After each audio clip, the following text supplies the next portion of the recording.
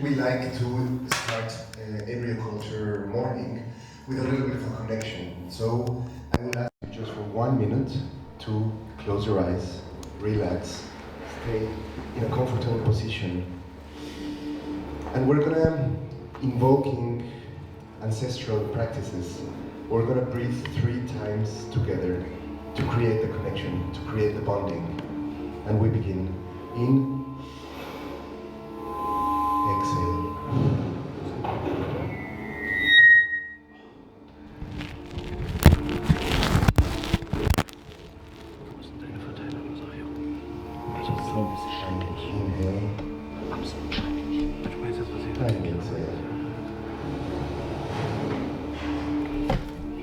Thank you so much for being here. I want to introduce you today to Jessica Rosset. So I'm going to read a little bit about her. We're having Jessica from the UK, right? Brazil. Yeah. So Jessica believes that the universe speaks to us in a particular language that is not always easy to perceive and understand. This language is spoken in many different forms: dreams, sleeps, deja vus, synchronicities, coincidences, and encounters. This language talks about strengths and our weaknesses, our purpose and path, our experience on the journey of becoming our true higher self. Most of all, this language gives us a lot of information that our consciousness is sometimes not yet strong enough to understand purely and clearly. The universe talks with us through science and nature as mediums. So, Jessica is a Brazilian Jungian psychologist living in London, passionate about themes like consciousness, reality, time, sacred feminine, herbalism, and symbology. She teaches astrology, tarot, and mythology and promotes women's circles with various brands in the UK.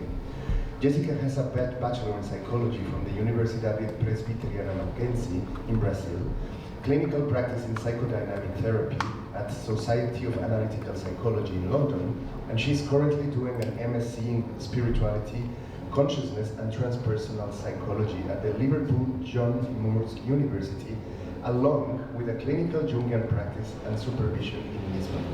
So I would ask all of you to give her a warm applause.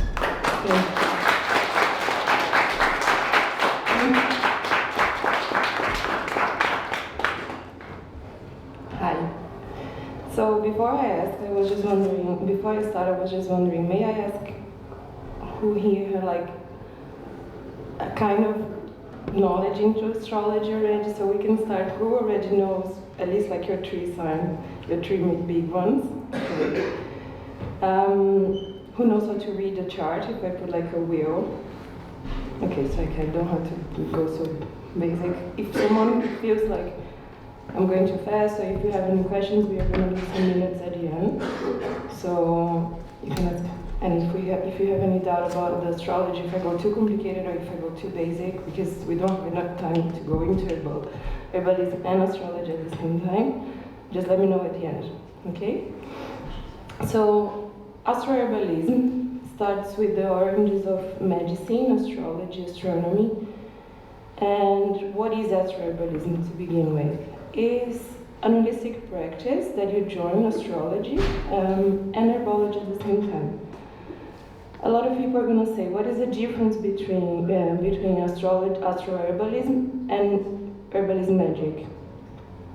There is not many difference apart from the fact that you can actually read a chart and make associations with the herbs and kind of promote a healing, a physical healing in a person that you're reading the astrology chart. And then if you're going to work with herbs, if you're going to do the herb magic, you can do the opposite. You can use the chart and the influence of the day and the transits and the planet to create more intention in the magic that you would create with these herbs. What is the origin of the Astro Herbalism? It came kind of together at the same time with the ancient civilizations, if we think that, as I said at the beginning, medicine and astrology and astronomy at the beginning of humanity, everything was kind of like together. We didn't have the separation that we have nowadays. And of course, we know that they had so much like a deeper spiritual practice where nature and things and practice, they were kind of one thing. The spiritual, the connectors of everything was much bigger than what we have today. So medicine and astrology at the beginning was there together. And we have many examples in ancient civilizations like Greece, India, China, indigenous cultures. We have stories, for an example, from Egypt, how they consider many plants magical ones, how they would do rituals when people were dying. They would put plants and take care of the body with the plants. So these are things that we see in history all the time. The difference is that Astro Herbalism and the history of these plants being used connected to astrology is not something that we hear that often. So at the same time we have Sumerians proofs and facts that they were using astrology more than, for an example, Greece or Rome or India. So we have more artifacts that shows they were actually using astrology with the medicine and with healing people and seeing the herbs and the magical traditions or everything being used at the same time. So this is the Sumerian star map from 15,000 years before Christ, and then we have the map of the stars. And then Paracelsus was a Swiss physician and alchemist from 1493, and he is the one that we start to have records of someone connecting astrology and medicine and herbology. He was also an alchemist, so he's the one that started writing and did kind of like this chart that does the connection with parts of the body, connecting to constellations, connecting to the zodiac signs, and coming with the idea that the map that we would have in the universe, the map that we would have in the skies, could kind of be translated in parts of our body. So for an example, Aries, that would be the sign that leads the head, probably because of the ram and the horns, they associate it with the head. So this is the first image that we start to have someone mapping the body with the signs and the constellations. And then he was also the first one who started to study the plants and tried to understand that they could have some unique characteristics, that he could have some connection with the science and the astrology. So when I say at the beginning, what is the difference if we think about herbal magic and astroherbology? We could also call astro plant magic. In some ways, we come back to the idea that plants, they're going to have correspondences, so we're going to come to the idea that everything that is external, we're going to kind of find some similarity with what is inside. And people started to believe that each plant would have a correspondence with a feeling, with a color, or something that could be personal. How did they start to do these correspondences? So how people would say, oh, you're going to use this plant for this part or this plant for this sign. Then that's the same way that herbalism started, the herbal magic started. They started to understand that each plant would have a vibration, or we can call that also a type of consciousness. They would have a very specific type of what healing they are going to bring, how do they look like. For an example, someone would watch a sunflower, and obviously we're going to see that a lot of names sometimes is as simple as the name. You have names of plants that are good for the eyes. So everything started with this very simple just fact of observing nature and trying to do correspondences with the symbol and with the meaning. And then each plant would have this sort of vibration that we are going to see. That's the same principle if we think about the magic as above so below. So everything in the material world are going to have some symbology and correspondence inside. And these were all starting with reflections. So it's a lot of observation, and this is something very important if you would like to start to work with astroherbology. If you don't want to spend a lot of time thinking, I cannot go over a list of plants, and I don't know which plant should I use, and I don't know actually what I want. One of the things that we can do is try to go back to this very ancient just action of being quiet and observing and looking at nature and trying to understand how does it look, how does this look like, what is this color, I wonder what it's for, and actually trying to establish this connection with the plant and allowing nature to tell what we can have in the moment. Because if we're going to think about zodiac chart, when I'm going to talk about transits for an example, you might have some transits going on in your chart that naturally you're going to look for, I don't know, connection. You're in a moment that you're open to meet people, or you want to be like more outwards, and then just the fact that you can see it with nature and observe, what am I feeling now? I wonder what I want, and try to see, okay, in this image that I see here, in this image that I see in nature, what could be the color that I could associate with this?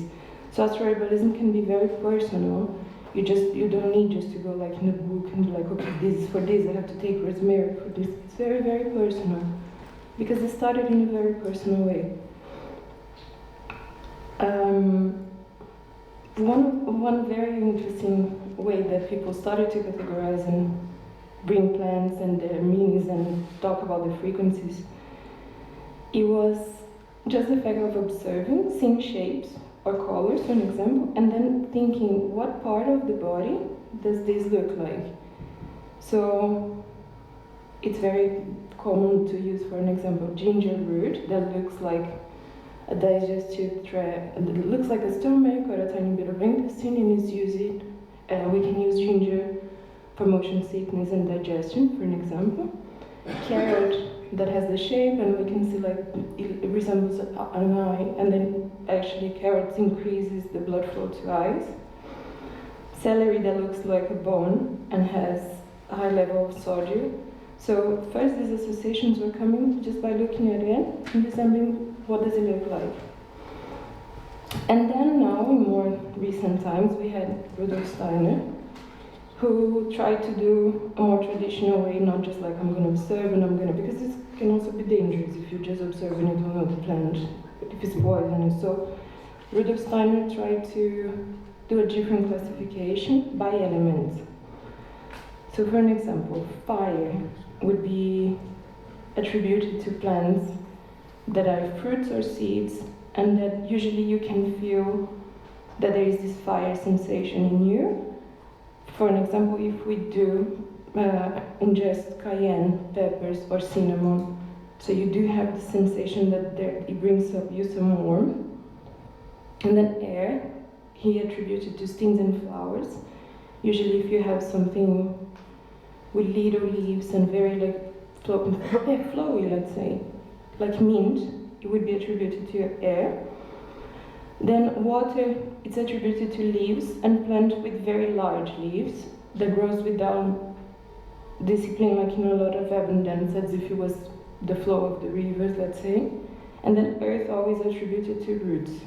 So plants with large roots, heavy thicky barks, and the structure of very heavy, and you can see like sturdy plants. Then he attributed to earth. And then in psychology, if you're going to start to make the association with astrology, what psychological astrology, this is very, the Rudolf Steiner categorization is very similar to Jung for psychological functions. So you might,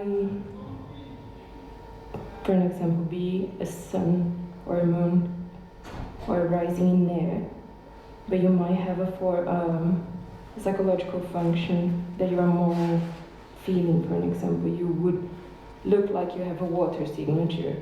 We're going to talk about elemental signature. So another way that you can work with the plants is to also understand what is my function. And the function in the psychological functions of Jung, he believes that all of us, we have the four ones. So we would be in the middle, and there is a cross, let's say.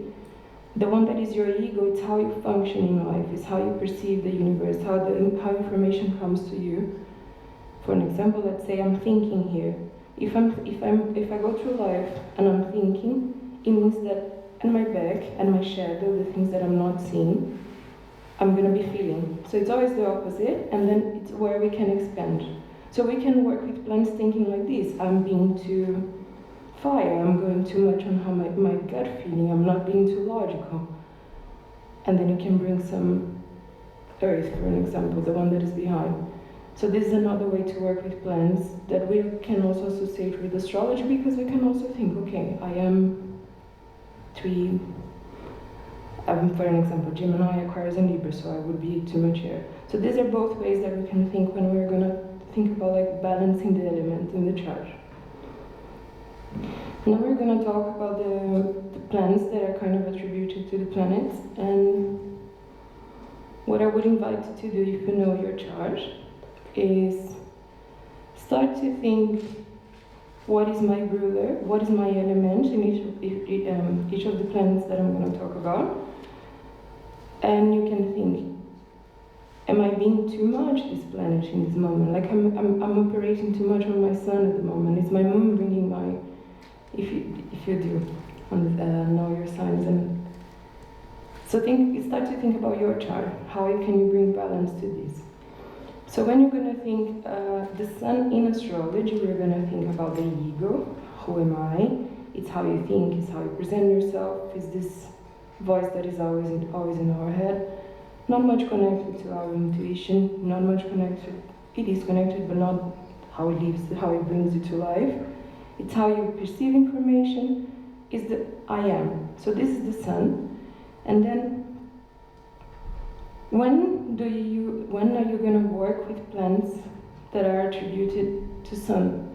So when you want to work on your ego, your vitality, your life force, when you want to somehow manifest a reality, when you want to work with your creativity, self-love, and resilience. So the sun rules Leo, which means if your star sign is Leo, you're going to think, do I want to balance this, or do I want to go like my ego is being too big, I have to cool it down? And if you have Aries, for an example, it means that the sun is in the right place, he's in exaltation, he has all his powers, he has all the potential of that planet. Or for an example, a sun that is in Aquarius is in detriment. It means he's not that strong, he's going to have some more challenge, I would say. And then you can bring more fire in detriment. So in the medicine, the Paracelsus picture that we saw at the beginning, with the connection with the body and the constellations, Sun and Leo rules the heart. So if you do have a heart condition, you're not just going to do Astro Herbalism, you're also going to go to the doctor. But if you want to work symbolically on that, if you want to heal also like the energy and to put some intention, you can work with the herbs that we are going to talk about Leo. And then you also work with the sun herbs if you want to improve your metabolism, your immunity, and then your cardiovascular system. All the plants that they are energetic, masculine tonics, nutritives, and immune boosters, we are going to attribute to the sun. I brought 2 examples of each planet for us. So if we look, it does resemble, it's very yellow, it's bright, it has like these shapes.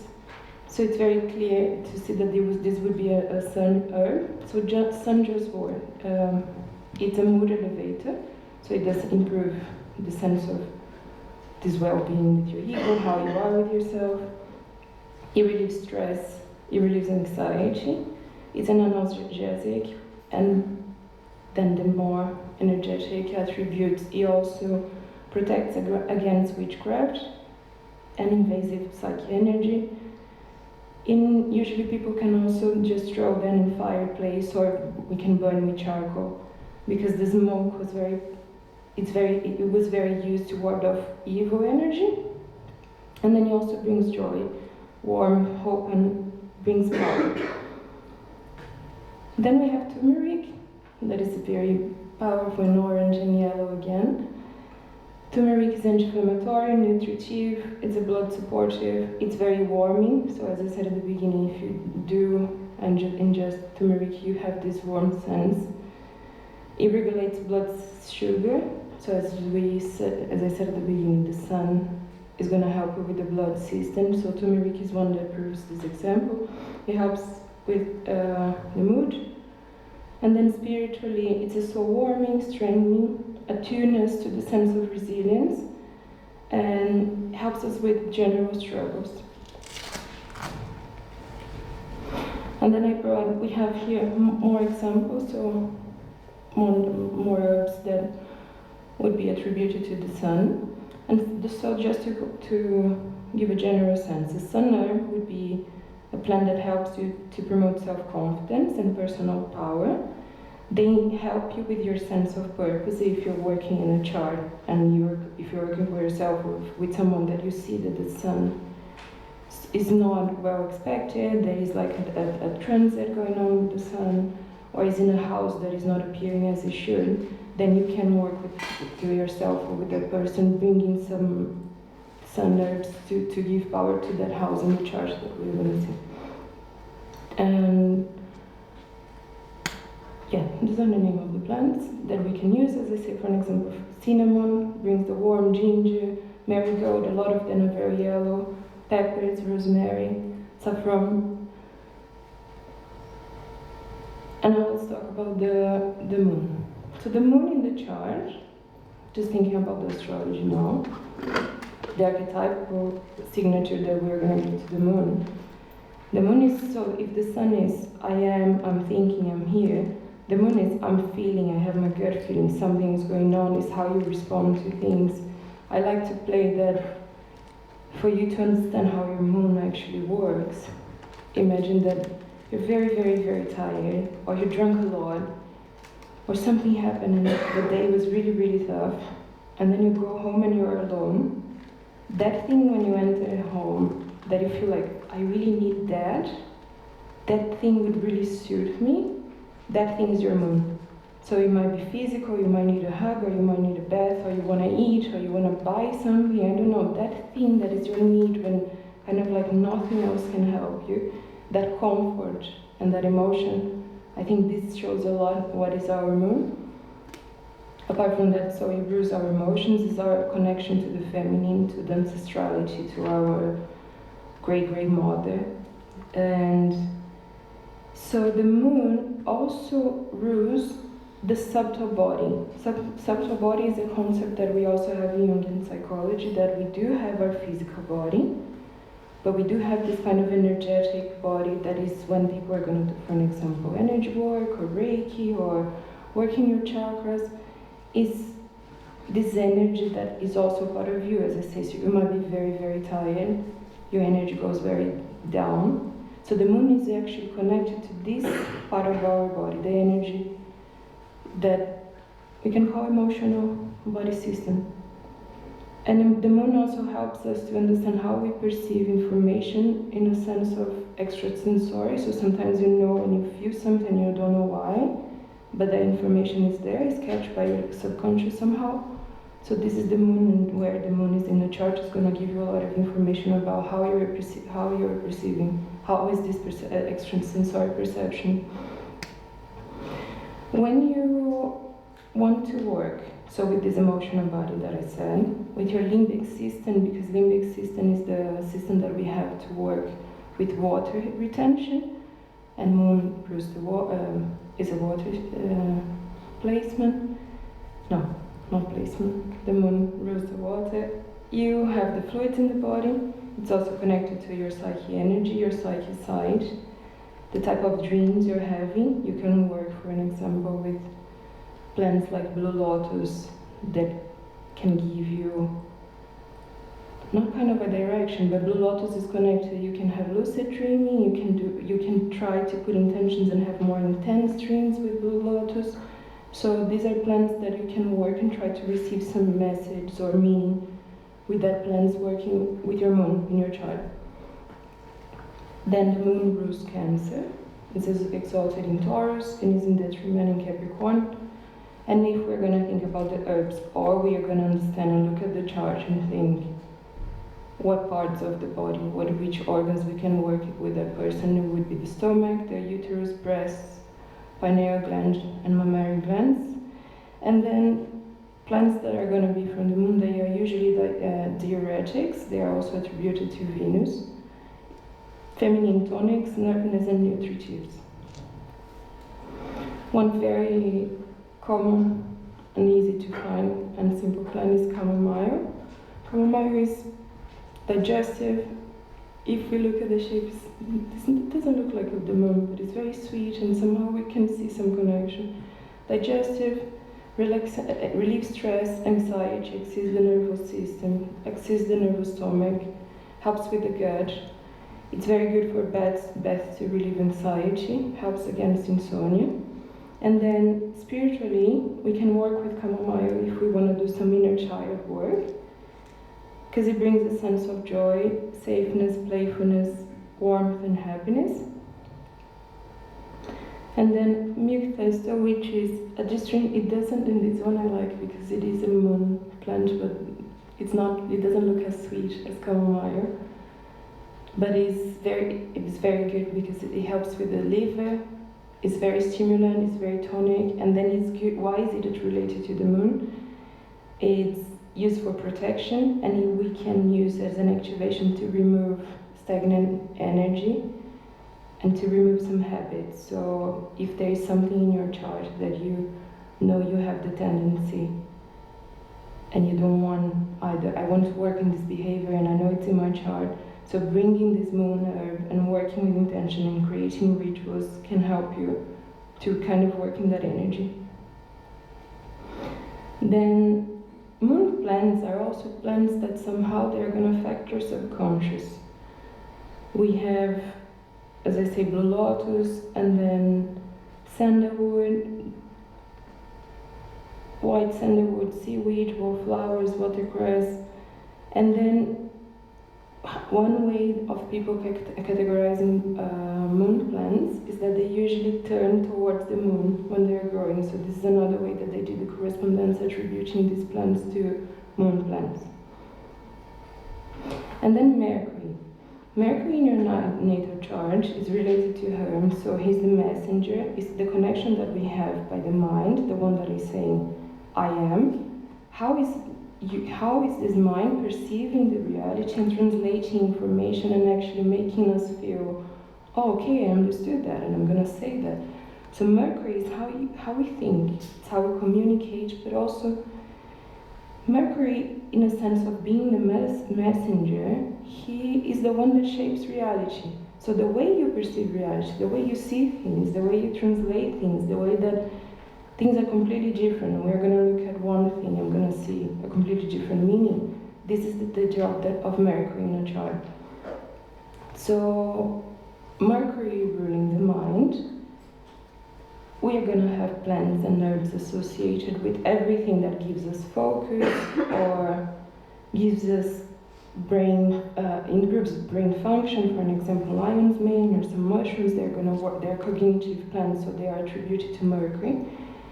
And Mercury is also in a chart, and if we're just reading a chart but with the plants, for an example, it helps us with the it's connected to the five senses, because again, this is how I understand reality. So we can use some plants, for an example, that would be just because you have that scent or because it improves your vision. So Mercury is a very fluid archetypal signature to work with plants, because it can be by your mind but also about your perception, so you can work with other senses. This information, so we're going to look at plants that are going to shape and help you understand and work with the information that you have from the universe, from things around you. Mercury, being the messenger, also helps us in kind of a shadow work, not in a sense of connecting to, this would be more Pluto, but in a shadow of who is my undiscovered self, who is in reality, and how am I dealing with this life now that I'm not seeing myself. So usually this is the work that Mercury does in a chart, brings us information about ourselves that we are not working with, that we are kind of like ready to do. That's why I say it's not shadow work. It's not something that is hidden from you, but it's a process of transformation. So this is the work with Mercury in the chart, and then the plants are going to help with. So when to use Mercury or plants? When you want to work with consciousness, when you want to work with your mind, with your central nervous system, respiratory system, communication, sensory nerves, your hands, wrists and fingers. So that's what I was saying about the five senses. It's not just about the mind. You can also understand the senses, so your hands, your wrists, how you're perceiving material things. Mercury rules Gemini and Virgo, is exalted in Aquarius and is in detriment in Sagittarius and Pisces. And you rules the organs, so the nervous system, electromagnetic system, memory, cognitive function, the glands in charge of communication, hands, and general communication systems that we have in the body. Plants that are going to be attributed to Mercury, they're usually going to have an energy of air, ether, fire, and they're going to be astringent and very stimulant for the body. One example is Brahmi. So Brahmi is a very, very powerful and beautiful plant that in Hinduism they actually call the plant of consciousness. And they believe that taking Brahmi every day makes us live much longer and expand consciousness in a way, not a psychedelic way, but in a way that they say you just perceive this reality in a wider way. So Brahmi is also extremely powerful antioxidant, anti-inflammatory, anticonvulsant, adaptogen, brain tonic, it boosts your brain function, helps you with preventing anxiety, stress, lowers the blood pressure, balances blood sugar, and then spiritually promotes a calming energy, intelligence, wisdom, and ancient memory. And then Ginkgo. Ginkgo is anti-inflammatory, antioxidant, stimulant, improves circulation, balances mood, helps again mood disorders, and spiritually helps with mental strength, assists you in creating foundational patterns in the psyche. So Mercury are going to be herbs that are going to facilitate some kind of clear thinking. They're going to give you more brain function. They're going to help you in business if you need a clear head. If you're in recovery from any type of illness, you can add some mercurial herbs because they're going to enable you to communicate, helps us to learn new skills, and stimulate the central nervous systems in the brain.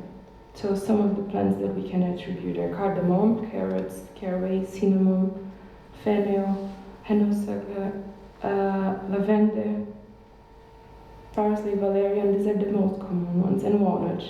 Walnut is nice to be attributed to Mercury because it does resemble a brain.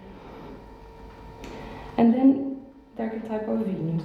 So Venus in the chart is when you're looking at the other, is the sense of connection. It's what attracts your eyes, what is beautiful. It's going outside. It's not just the other as a person, but everything that is not just you. So you go outside, you go for a walk, and there is a flower, for an example, that catches your attention. That flower, it's something that for your consciousness, it connects with you. So this is the type of Venusian energy. It's everything that catches, oh, this exists. I want to be associated with this. This is beautiful. I want this for myself. It's a lot about possession. It's a lot about people, how people love. It's about pleasure, about how you fulfill yourself. And Venus in the chart or the seventh house is this moment that we say it's not just about myself, it's not the I, but also the other. So how we relate. And usually Venusian herbs are herbs that they have an aesthetic, they're going to be beautiful, they're going to smell good, and they're plants that they're going to bring us happiness, euphoria, sense of bliss, or help us with sexual energy. So when to use Venusian herbs? When you want to work with the principle of balance, when there is like you're going through some conflicts of opposites, you are between two choices. Venusian, being the planet of Libra, also helps us bring in some balance. Helps with if we are going to work, we're going to talk about balancing the elements. So when you're working in your chart, trying to bring balance to elements, it's always good to bring some Venusian plant because it helps to connect somehow. If you are, let me give you an example. There is a chart that I brought with someone that has very high blood pressure. We could work, we're going to talk about Mars, so you could bring a plant that helps with the blood pressure, that is a Martian plant, but she also needed to be calmer. She was going through a lot of challenges in bringing her a lot of anxiety. We could also put something from Venus that helps these three plants connect in a better way. So Venusian plants, they're always going to be, they can work on themselves. You can use just these plants, but they can also work connecting the intention that you put in a spell or in a tincture or how you're going to work with herbs. So Venus rules Taurus and Libra, is exalted in Pisces, is in detriment in Aries and Scorpio. In the body, rules kidneys, blood sugar, your beauty, your reproductive system, and the energy of these plants, they're going to be feminine, gentle, soft, they're going to bring balance, they're going to be sometimes sedatives and tonics. One example is Damiana. Damiana soothes anxiety, helps with depressive moods, reduces nervousness, increases sexual desire, decreases impotence, boosts male and female sexual health, prevents bladder infection, increases vascular strength. Then spiritually, Damiana assists us in receiving pleasure, allows us to experience a blissful consciousness, and it brings us a joyful energy. And then wild indigo helps clean the lymphatic system. That's why when I talk about the moon, there was lymphatic system is also attributed to Venus. So Damiana would work for, white indigo would work for the moon too. Cleans the lymphatic system, helps the body get rid with any damaging waste, improves the flow of the lymph, reduces glandular swelling, and then spiritually assists us in rising from emotional stagnation, brings us strength, and helps us from stagnation to growth and blossoming stage in any challenge that we could find in a chart. So Venus plants, as I said at the beginning, they're going to bring us some senses of sweet scents and lovely flowers. They can be red fruits, furry leaves. Usually they are plants that are going to bring us joy, beauty, sensitivity, and compassion. Venus herbs are going to also be helpful to activate love in a chart. And they include all scented herbs and plants and that are sweet, usually. So we have apricot, almond tree, apple tree, daisies. One of the most traditional, like quite strongly plant that is attributed to Venus is geranium. Geranium has a very sweet scent, helps us to raise the mood, helps us to balance feminine hormones. So pomegranate, rose, raspberry, strawberry, violet, valerian is the sedative one that Venus can have. Walnut again, yarrow. And then we're going to go to Mars. Mars is the thing that if Venus says, I want, she's going to say like, I want. Mars is, okay, I get it. Then how is your Mars in the chart? It's going to tell you how do you get it. It's actually, if we understand in a chart that everything can be perceived as if we were going to war, Mars is going to tell you how do you fight. So one way that I like to teach Mars is, if you were like the leader of a war, what would be your secret power? So, for an example, some Scorpio could, I don't know, like take some obscure information and do some like kind of dark trick and manipulation, or a Libra person could just go and seduce the other. This is very like cheap astrology, I'm joking. It's a bit true. So Mars is how do you get things? It's our drive in life. And then Mars is also the malefic one. So we're going to have an example that it can give us in a chart all the strength that you have to do something, to get something, but it can also undermine all the energy and all the strength and power that you would have depending on where is its position.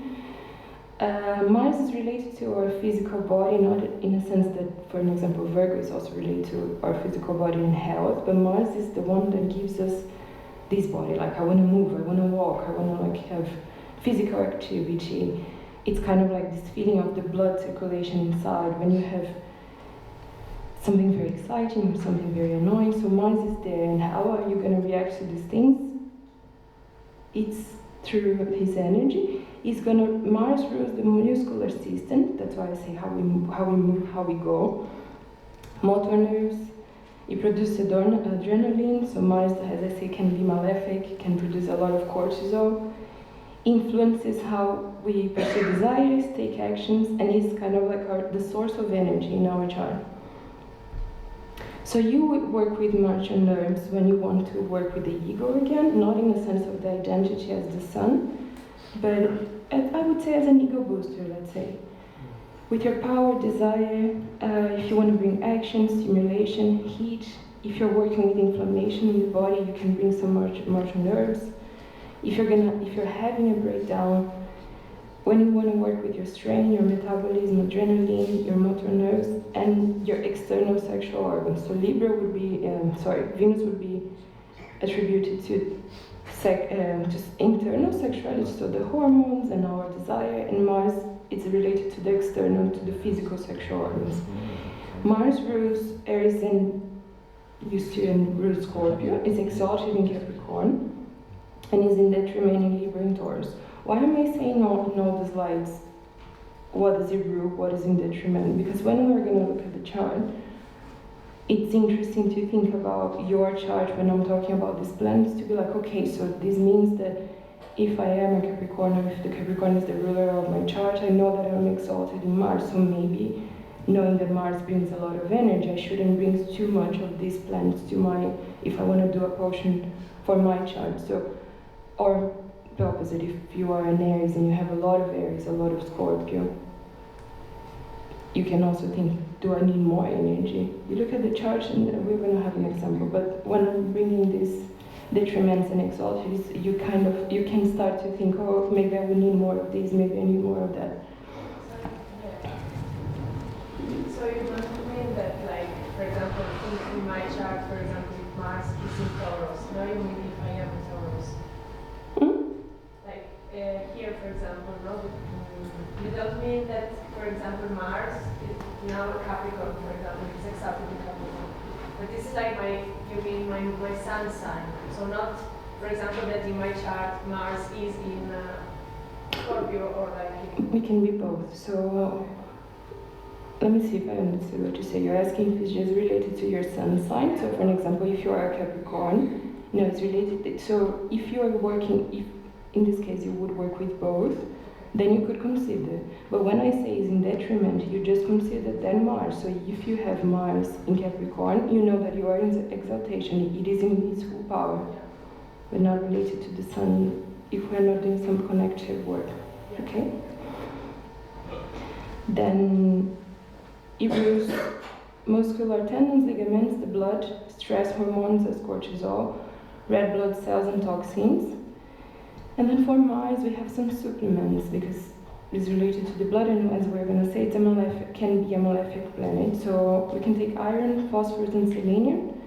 And the energy that these plants are going to bring, they're usually hot, astringent, stimulant, and it brings us masculine energy. So what does it mean Mars is one of the malefic planets? Until now, we spoke to Venus. Venus is, we were talking about like, very joyful things, sometimes can be a bit excessive, but it's not going to bring you like any harm. But when we are going through very harsh and depending on, for an example, Pluto transits with Mars, depending on the house that the chart is, the house in the chart that these transits are happening, it's when we can see a lot of accidents. So when we do astrology and prediction, that we know, for an example, Mars could enter the 8th house, and you know that it's going to be in a square with Saturn relating to the 6th house, that is the house for health, for an example. You can tell that person, be careful where you're going to walk, don't run too much because you can fall and break a bone, for an example. We have examples of people having car crashes when they are into a harsh Mars transit. And if we think about astrology of humanity in general, when we have a lot of explosions and even earthquakes, when we can look at what is going on in the sky, we have something going on with Mars in a very hard aspect. So depending on if it falls in your chart, it can bring you not the natal Mars that you have in your chart connected to some transits that might be happening. It can bring you some characteristics in your health, so you can have inflammations, high blood pressure, you can have metabolic breakdowns, lesions, scars, accidents, you can have injuries, fractures, broken bones, hyperactivity, too much adrenaline, too much testosterone. And we can see this if you have a very, for example, you can have Mars trying in a transit out. Okay, I go fast. If you lack energy, then it's very good to work with Mars. I love to see that when I was doing the presentation that I took the pictures, all the flowers, the Venusians are so beautiful and so cute and so fluffy, and then we have the claw. It starts to be like very sharp and bring this energy that we talk about. So cat's claw, it's immune stimulant, antiviral. It's used for 2,000 years to work with asthma, inflammation, bone pain, and it's good for menstrual cycles, irregularity, because Mars rules the blood, fevers, and inflammation. Nettle again, it has a very sharp shape, it's very masculine energy. It's rich in iron, so it helps with the blood, selenium, magnesium, and it's not a heating plant, but it's very stimulant. Then Jupiter. I'm gonna start to go a bit quick, and then we can try to do some questions. Jupiter is the one that is abundance. Jupiter is kind of, it makes everything bigger. Where Jupiter falls in your chart, that is going to be amplified, and then it can be something very good. You can have, for an example, if your Jupiter it's in conjunction with your moon, your emotions are going to be amplified. It makes everything bigger. It can also make bad things bigger. So if you go in your chart and you have a transit that is not going to be so pleasant, bringing Jupiter is going to bring like a sense that this is being a bit too much. One way that I like to explain Jupiter in your chart or working with astrology, imagine that before you come to life, you have like a prepaid card that gives you benefits, that gives you luck, that makes you feel good. This is Jupiter, you just have to understand where does it fall in your chart, which house is in your chart, so that house is the one that you're going to think, oh, I was always lucky in this area of my life. So Jupiter is expands. Jupiter is related to Sagittarius, so it also rules consciousness, wisdom. It brings this esoteric energy, this thing of like, I want to understand the mysteries of life. So it's also a planet that helps us with the mind. When to work with Jupiterian herbs, when working with optimism, wisdom, expansion, higher consciousness, bringing some warmth, activation, and it rules liver, pancreas, hips, and thighs. Then we have elderberry, that is known as the Queen of Fairies and the Queen of the on the road, and is a protective and stimulant herb. Saffron, that is also connected to the sun, is an antidepressive, antioxidant, digestive, and is kind of a hero for Mesopotamia and ancient civilizations. So let's try to know, how do I use Astro Herbalism? How do I put everything together? You can do herbal remedies for yourself, so you try to understand, oh, these are the plants that I learned that they could help me. I know my chart, I want to work on my sun, I want to work on my Venus, I want to work with my relationships and how my emotions are working and how I'm expressing my emotions in the relationships. So you can try to make an herbal remedy with Venus and the Moon plants, for an example. Or you can make a smudge, it doesn't have to be an herbal remedy. You can like just burn these plants and make an incense. So you can also work with herbal blends. So I asked who had done the astrology chart before. If you haven't done a free way to do it, you can do it in AstroSeek or astro.com. You just look for astrology chart. And another way that we can start to work, and is one of actually the easiest way to work with Astro Herbology, is to work with your elements. Because sometimes you're going to think, oh, I'm an air sign, I'm a sun in air. But your elements are not air, so you have to see the other planets and also calculate, oh, I have planets that they are in this. I have signs that they are in this planet, but they are in exaltation, as she asked. Like, oh, my Mars is super strong because in the Scorpio, so it's kind of like we get more points. And there is a very easy way to do it. It's called elemental balancing. If you go to astroseek.com and look for dominant planets and signature sign, they give you this chart that already tells you, like, so I have 17 points in Venus, it's too strong, or I just have 5 in the Sun, the ego is not too strong. So this is a way that you can work on yourself, saying, oh, this, how do I enhance this? How do I bring more energy to this planet? Or how, like, no, my Jupiter is too much, everything is getting a bit too much, or I'm going to cool it down because it's already in my natal chart a bit strong.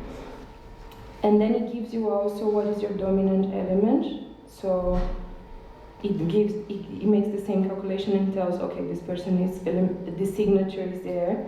And what is very interesting is that with these calculations, they give you they give you your sign signature, which, for an example, this is I'm not Aries, but my signature, because all my houses are in the first and my Libra, it's Aries. And this is a very nice way to calculate, because then I know, oh, I'm bringing, yes?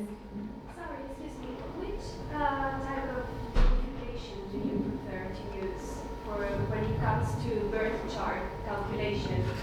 Lassitude? Classic, yeah. Lassitude. Yes. But this you can choose others in the website if you prefer others. And then here with the calculation you can see, oh, I'm having too much fire, so I'm gonna try to cool down, use these plants that are like helping with my adrenal support. Or I don't have fire, I'm having too much water, I'm being too emotional. Then you bring stimulants, drying muscle tonings, try to bring some more oxygen, also exercise. Or the same for air. I'm being too much air, I'm being too stressed, I'm thinking too much, I'm too much in my head. Then you bring some water, you try to bring some sedative plants, some adaptogens for the blend, some blood tonics. You can put some Mars energy to bring some fire to this air. Then water in excess. We're gonna try to bring some stimulants, to bring some fire again, and earth. You can bring some water. So you can play with this, you can make that chart and be like, what do I actually need now? This is just for someone to see, like, this is how a chart looks, you probably know. This is the chart of the event, by the way. So we are Sun in Libra, Taurus rising, and Sagittarius moon. These are the houses that I say for, so these are the themes of the houses. When I say, oh, check in your chart, where do you have Jupiter? So I'm going to give an example. I have Jupiter in the 7th house. So I'm going to be looking in relationships, in business partnerships, in sharing, in my interpersonal style, or I have Jupiter in the 10th. I'm going to have a lot more luck. I'm going to be luckier with work or my career. So where you see that your planet's in excess or lacking some energy, I actually, in your chart, you can also work with the intention that you're going to bring to that energy. So I want to work with my relationship energy. I have some transit going in around the 7th house. This is the moment to use the planet, when you're actually understanding where the energy is going to fall in these areas of your life. These are the transits. Okay. I'm just going to go here. So this is how you can actually use. And you don't have just to make tinctures or take or ingest the herbs. You can do the simplest way to use is make a tea. So you can have a turmeric tea. Put an intention. I want to work with my ego. I want to work with my sun sign. You can make a tea, a bath. You can make amulets. Just burn an incense. Ointments and smudge. Do we have time for questions? Yes. Okay. And this, if you want to have some more reading, these are very nice books that I recommend.